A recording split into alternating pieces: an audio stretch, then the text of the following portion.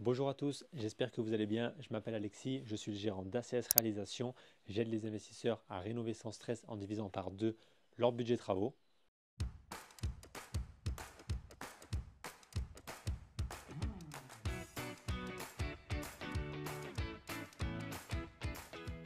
Dans cette vidéo, je vais t'apprendre les différentes sections de câbles en électricité pour que tu fasses ton installation conformément aux normes en vigueur. Voici toutes les différentes sections de câbles que tu vas retrouver sur ta rénovation ou ton installation neuve en électricité. On va les balayer point par point pour que tu comprennes vraiment à quoi ça sert et quelles sont les différences de couleurs et de sections et pourquoi tu dois utiliser ces différentes sections. Déjà, dans un premier temps, on va dissocier les couleurs. Donc tout ce qui est bleu, c'est le neutre. Le rouge, qu'on voit là, là et là, c'est la phase, l'alimentation, le plus. Le jaune et le vert, c'est la terre. Ensuite, là, on a du violet. Le violet, c'est le retour lampe, on va le voir. Donc, première rangée qu'on voit là, c'est des sections de 1,5 mm². Donc ça, cette première rangée, elle vous sert pour réaliser l'éclairage et certaines prises jusqu'à 8 prises par circuit. Donc, le neutre, la phase, la terre et le retour lampe pour les points d'éclairage. Donc, grâce à cette section de 1,5 de fil, là on est sur du fil rigide, vous allez pouvoir faire vos prises et vos luminaires. Ensuite, la deuxième rangée, on est sur une section de 2,5. Donc toujours le bleu, votre neutre, votre rouge, la phase et votre mise à la terre. Et cette section-là, 2,5, elle va vous permettre de réaliser toujours les prises et de plus, vous pouvez faire des prises spécialisées avec du 2,5. On ne va pas s'en servir pour faire de l'éclairage, on va rester sur du 1,5 pour faire de l'éclairage. Et là, moi aujourd'hui, c'est des bobines dissociées pour faire des tirages en fait dans des gaines.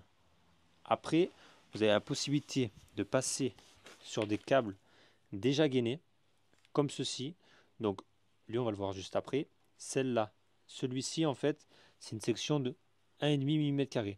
Donc ça, c'est un 3G, on appelle ça. Donc 3 câbles et 3G en 1,5 qui regroupe en fait nos 3 sections de câbles que l'on a besoin pour alimenter nos prises. Donc ça, avec cette section, sur un disjoncteur, on peut alimenter 8 prises. Le deuxième câble, qui est ici, on est sur du 2,5. Donc tu vois, c'est écrit. Hop, c'est écrit là, tu vois, 3G 2,5 mm². Celui-ci, en fait, c'est le même que ces 3 fils, sauf que tu n'as qu'un câble à tirer, qui est déjà gainé 2 fois, tu vois. Il y a la protection de base, plus cette protection gainée. Ça te permet de pouvoir le tirer directement derrière les cloisons type placo. Par contre, c'est interdit de sceller directement là-dedans. On le verra plus tard, ça comment sceller ça. Et celle-ci de section, donc on a toujours sur un 3G, par contre on est sur du 6 mm². Et tu vois que c'est pas un fil, c'est plusieurs brins en fait, plusieurs fils de cuivre qui sont mis côte à côte. C'est parce que plus l'intensité est élevée, plus le courant passe mieux quand c'est des brins en fait. Donc là, on est sur du 6 mm². Celui-ci, tu vas l'utiliser pour tout ce qui est plaques de cuisson. Le 6 mm², c'est pour nos plaques de cuisson. Le 2,5, c'est pour les prises spécialisées, four, hotte, ballon d'eau chaude, etc. Et le dernier câble que tu vois au fond, celui-ci, donc là, tu vois, on est sur une plus grosse section, donc c'est pour ça que tu as différentes couleurs. Tu l'achètes au mètre en fait. Et celui-ci, il te permet en fait de faire ton alimentation générale. Là, on est sur du 16 mm². Donc là, tu vois, on est sur du 16 mm². Et celui-ci, en fait, il te permet de faire ton alimentation générale lors de ton alimentation du tableau électrique. Donc ça, tu l'achètes au mètre, ça te suffit largement. Par contre, le 6 mm², lui, tu l'achètes en rouleau de 50 mètres. Et pareil, voire 100 mètres pour le 1,5 ou le 2,5. Ça, tu vas en passer beaucoup. Et celui-ci où tu dois combiner pour tirer justement certains points lumineux ou certaines prises, tu peux te permettre de l'acheter justement en bobine simple avec du fil à l'intérieur. Et celui-ci, que je veux te montrer, tu vois que ça, c'est des petits brins aussi. C'est pas du fil rigide, c'est du fil souple, on appelle ça. Et ça, c'est du 0,75 mm². Ça te permet justement de raccorder certains petits luminaires ou petits électroménagers avec, c'est du fil souple. Donc ça, tu peux pas l'utiliser partout. Tu vérifies ton appareil. Mais généralement, un petit luminaire type dans une cuisine, tu peux l'alimenter justement avec ce petit câble là. Ça te suffira. En plus, tu l'achètes, il est déjà blanc. Donc ça te permet de le masquer facilement en fait derrière une crédence ou derrière un meuble sous évier par exemple. Et ce câble-là, c'est un câble Internet qui te permet justement d'alimenter et de relier des prises RJ45 dans ton logement. Donc petit rappel, si tu dois tirer des points lumineux dans ton logement, tu vas utiliser du câble de section 1,5. Donc tu peux très bien utiliser celui-ci. Par contre, l'inconvénient, c'est que ce n'est pas aux normes parce que le retour lampe, tu ne dois pas le faire en marron, tu dois le faire en violet. Donc le plus simple, c'est de tirer des gaines et de passer après tes fils. Donc là, tu as du 1,5 mm², prise jusqu'à 8 par disjoncteur, point lumineux, section 2,5 utilisée pour les prises spécialisées ou 12 par disjoncteur.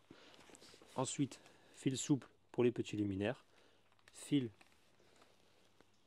1,5 et 2,5, même utilisation que celui-ci, sauf attention pour le point lumineux, comme je t'ai dit, le retour lampe, fais-le en violet.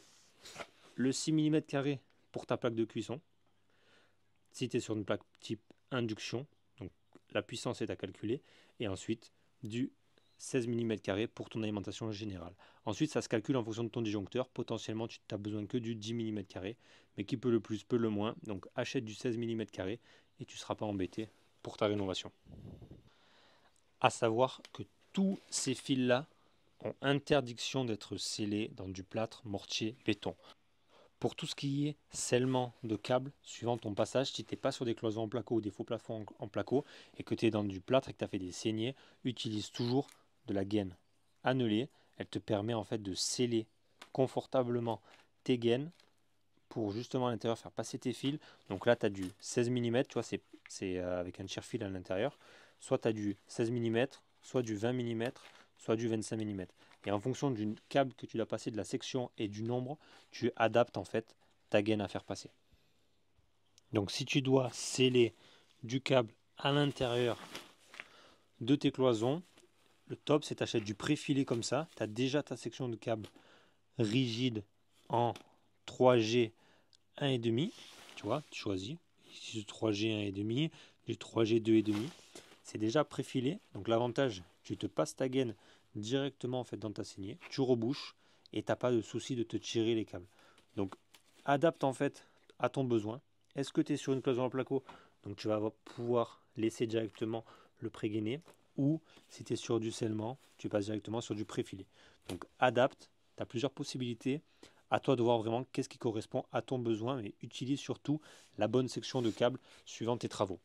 J'espère que ces conseils t'ont plu pour réaliser correctement tes travaux électriques. Fais vraiment attention à la section de câble que tu utilises pour vraiment bien dimensionner ton installation. J'espère que ça t'a plu. Dis-moi en commentaire ce que tu en as pensé. Si tu as appris des choses durant cette vidéo, tu veux gagner de l'argent grâce à l'investissement immobilier, réserve ton appel découverte et je vais te faire gagner de l'argent. Je te dis à bientôt.